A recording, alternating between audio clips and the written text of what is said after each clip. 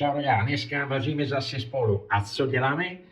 Tortelloni a nějaká divná omáčka. Tak tortelloni víte, jak se dělá. A ta omáčka, jdeme na to, ukážu vám základní věci. Necháme vařit voda a tady máme vypravěno pro naše omáčka. Máme lilek a sherry rajčata, trošku olivový olej a necháme krásně rostovat, nevím, jak se říká. Tak mícháme, až se hotový potom sundáme 5-10 minut, nic víc.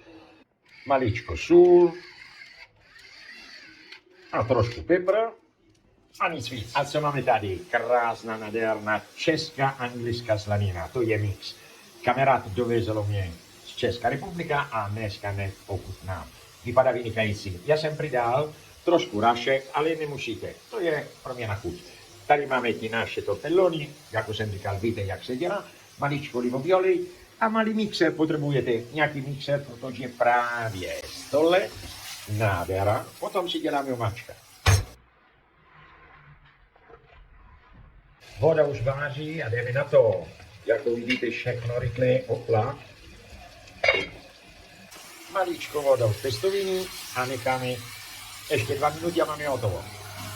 Tak, malý mixer a tady dáme teď ten lilek a ty sherry rajčata a trošku ten sous, co máme. A děláme krém. A na stejná panvička si děláme slanina, krásná.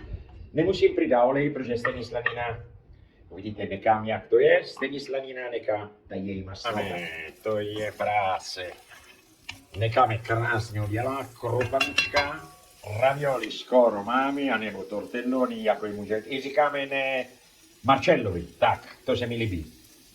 A jdeme na ten sous. Víc děláte a víc bude jemný. Může taky poloruba, to je jedno, ale musí chutnat. Tak, slanina skoro hotová. Tortelloni anebo marcelloni taky. Voda jsem nechal na stranu, protože potřebuju dát maličko tady na ta slanina. Jo, voda, už to vidí krásně. A přidáme testoviny. A teď uvidíte, mícháme, anebo necháme skákat krásně.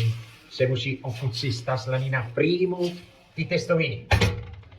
Necháme maličko vody, až ta voda už není, přidáme ta naše omáčka. Vůně od Česká republika, anglická slanina. To mi chybilo. Pardon. Nádhera. Omáčka máme hotová a voilà. Krásně. A jako jsem říkal, zase maličko voda od testoviny. A jedeme na to. Škoda, necítíte jako vůni. A tak, hotovo. Můžeme přidat parmezán. Já trošku mám, dávám, anebo nemusíte. A uvidíme, jak vypadá. Jdeme ochutnat.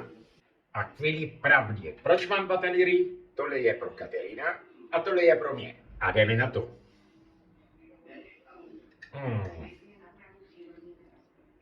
Tortellone, slanina.